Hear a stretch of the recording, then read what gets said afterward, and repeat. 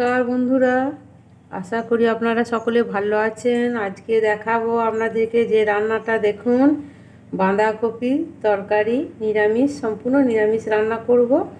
আমি কড়াইটা গরম করতে দিয়েছি, এরপর আমি সাদা তেল দিয়ে দিচ্ছি। আমি সাধারণত সাদা তেলেই রান্না করি। এরপর আমি 5 ফোড়ন দিয়ে আলুগুলোকে ভেজে নেব, কারণ যে কোনো রান্নার আলুগুলোকে, তরকারির আলুগুলোকে ভেজে নিলে রান্নাটা ভালো হয়। প্রথমে একটা টমেটো দিয়েছি ছোটো, তারপরে এই যে আলুগুলো ছোটো ছোটো করে কেটে নিয়েছি, এইগুলোকে আমি ভালোভাবে ভেজে নেব।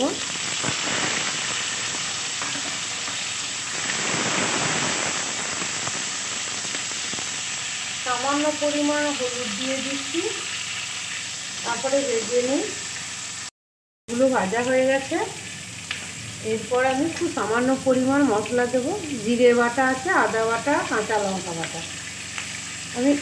আমি গুঁড়ো মশলাটা কম ব্যবহার করি, খুব অসুবিধা হলে তখন নিই, তা নইলে আমি কাঁচা বাড়িতে বেটে রান্নাটা করার চেষ্টা করি। একটু মশলাটা আমি ভেজে নিচ্ছি ভালো করে।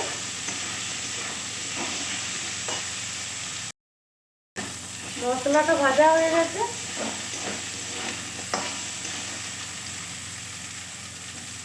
আমি কপিগুলো কেটে নিয়েছি, ছোটো ছোটো কপিগুলোকে আমি দিয়ে দেবো।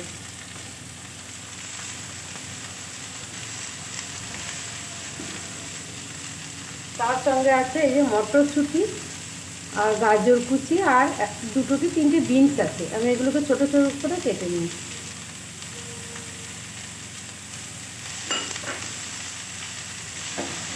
আমি এগুলোকে উল্টো পাল্টা করে নাড়াচাড়া করি, ভালোভাবে কষিয়ে নিই। এটা আমার কষতে কষতেই অনেকটা নরম হয়ে গেছে। এরপর আমি লবণ দিয়ে দিচ্ছি, আর একটুকু হলুদও লাগবে।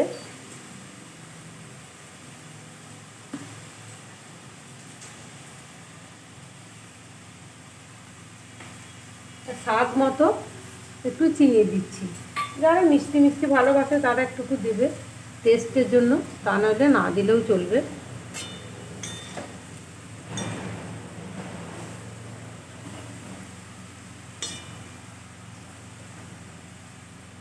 এরপর ঢাকা দিয়ে দিচ্ছি। আস্তে আস্তে এটা কষিয়ে কষিয়ে রান্না হবে, খুব সুন্দর লাগবে খেতে। দেখি বন্ধুরা, আমার বাঁধাকপি তরকারি কত দূর হলো।